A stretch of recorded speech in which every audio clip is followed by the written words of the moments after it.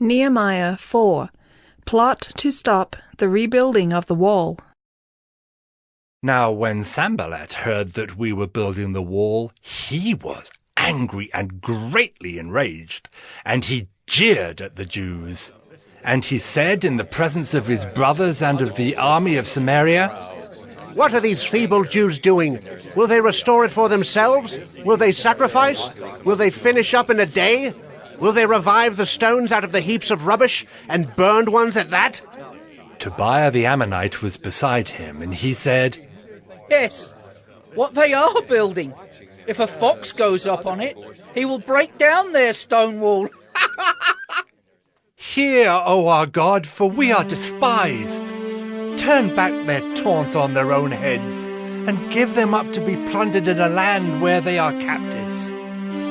Do not cover their guilt, and let not their sin be blotted out from your sight, for they have provoked you to anger in the presence of the builders." So we built the wall, and all the wall was joined together to half its height, for the people had a mind to work. But when Sanballat and Tobiah and the Arabs and the Ammonites and the Ashdodites heard that the repairing of the walls of Jerusalem was going forward, and that the breaches were beginning to be closed, they were very angry. And they all plotted together to come and fight against Jerusalem and to cause confusion in it.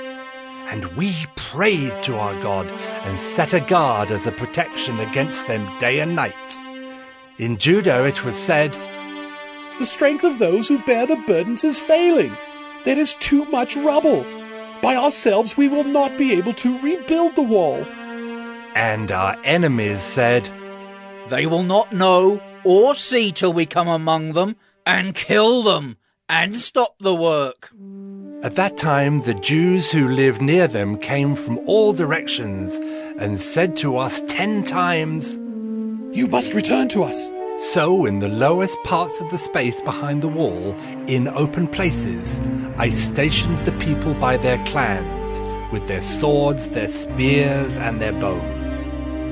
And I looked and arose and said to the nobles and to the officials and to the rest of the people, "Do not be afraid of them. Remember the Lord, who is great and awesome, and fight for your brothers, your sons, your daughters, your wives, and your homes." When our enemies heard that it was known to us and that God had frustrated their plan, we all returned to the wall, each to his work. From that day on, half of my servants worked on construction, and half held the spears, shields, bows, and coats of mail. And the leaders stood behind the whole house of Judah, who were building on the wall. Those who carried burdens were loaded in such a way that each labored on the work with one hand and held his weapon with the other. And each of the builders had his sword strapped at his side while he built. The man who sounded the trumpet was beside me.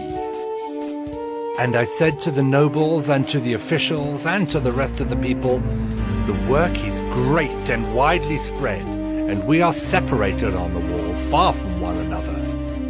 In the place where you hear the sound of the trumpet, rally to us there. Our God will fight for us." So we labored at the work, and half of them held the spears from the break of dawn until the stars came out. I also said to the people at that time, "Let every man and his servant pass the night within Jerusalem, that they may be a guard for us by night, and may labor by day." So neither I nor my brothers, nor my servants, nor the men of the guard who followed me, none of us took off our clothes. Each kept his weapon at his right hand.